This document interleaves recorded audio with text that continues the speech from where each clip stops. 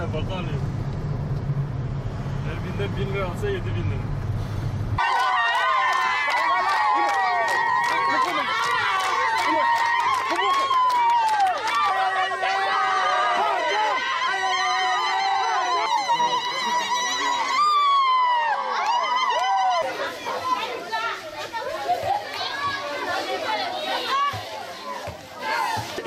Avrupa Yetim Eli olarak Ferit Çalar ve ailesi adına aldığımız adak kurbanın vekaletini veriyoruz.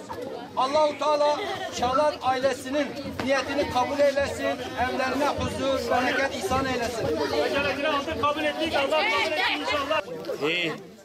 Awan ndio chuma idaba chuma.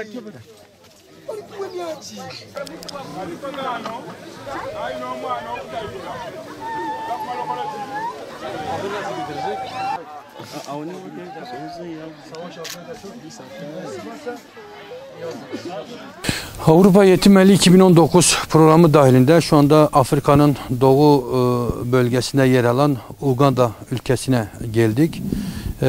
Uganda'ya daha önce de birkaç sefer gelmişliğimiz vardı. Burada değişik projeler yapmıştık. Bu seferki projemiz adak, akika, şükür kurbanlarının kesimi, yetimhanelerin ziyareti, yetim ve okullara ranzalar alınması, sünnet programı, gıda paketini dağıtımı, yetim ve çocukları giyindirme, daha önce açılan su kuyuların ziyareti, ayrıca devam eden cami inşaatlarımızın teftişi ve ileriki dönemlerde yapılacak değişik projelerin altyapısını oluşturmak için bugün Uganda'dayız.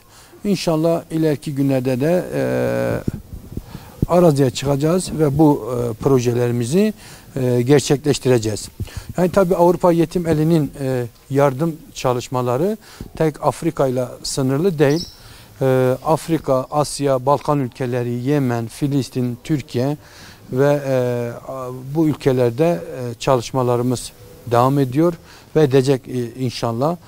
İşte yeni yılda biraz daha değişik bir projelerle inşallah başlayacağız ve bu yeni yılda eğitim gören öğrencilere, medrese öğrencilerine daha ağırlık vereceğiz.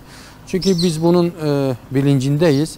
Eğitim gören öğrencileri yetiştirip insanlığa ve İslam'a faydalı kılmak o topluma en güzel iyiliktir, en güzel faydalı işler yapmaktır diye düşünüyoruz. Afrika geliş sebebimizin bir nedeni de daha önce hayırseverler ısrarla bizden bunu istiyorlardı. İşte biz de gelelim, biz de Afrika'yı görelim, biz de yardım projelerinde kendimiz bizzat bulunalım diye böyle istekler vardı. Biz de bunu aylar önce sosyal medyada, internet sayfamızda duyurduk. Bizimle gelmek isteyen hayırseverlerimiz kendisi bizzat gelip bu hayır işini kendisi yapsın, Afrika'yı kendisi görsün diye böyle bir çağrımız olmuştu. Yani bu programımızda işte Almanya'nın Gisen bölgesinden Yılmaz Yaman abimiz, Avusturya Vesen Savaş Öztürk abimiz, gene Avusturya'da Yusuf Karadağ abimiz ve Köln temsilcimiz Cahit Ataş'la beraber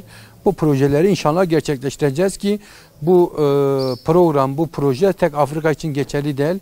İnşallah 1. ayda Balkan ülkeleri, 4. ayda Nisan ayında Türkiye, peyderpey bu ziyaretlerimizi hayırseverlerimizle beraber inşallah değişik ülkelerde, değişik kıtalarda gerçekleştireceğiz. Buradaki amacımız, hedefimiz nedir?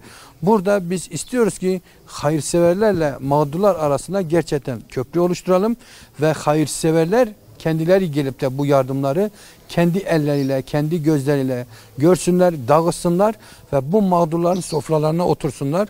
Onların mağduriyetini beraber yaşasınlar. Susuzluğunu beraber yaşasınlar.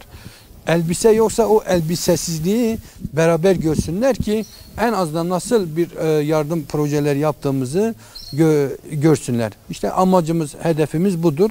Tabii hayırseverlerimize çağrımız şudur. Yani senenin bu hayırseverler, bu hayırlar senenin bir günü değil, haftanın bir günü değil, senenin 365 günü devam ediyor. Çünkü sonuçta bakın Asya ülkelerine bakıyorsunuz, Bangladeş'te 1 milyona yakın Arakanlı mülteci, Arakanlılar var. Yemen'e bakıyorsun bir sürü sıkıntılar var. Filistin'e bakıyorsun gene bir sürü sıkıntılar var. Asya'da öyle, Afrika'da böyle. Biz de onların ihtiyaçlarına göre projeler gerçekleştiriyoruz ki hayırseverlerimizden çağrımız bu projelerde bizi yalnız bırakmasınlar. Bizi gerçekten ihtiyaç sahibiyle hayırseverler arasında köprü kırsınlar ve dediğimiz gibi kendileri bizzat gelip de bu hayır işinde, bu hayır kervanına yer alsınlar.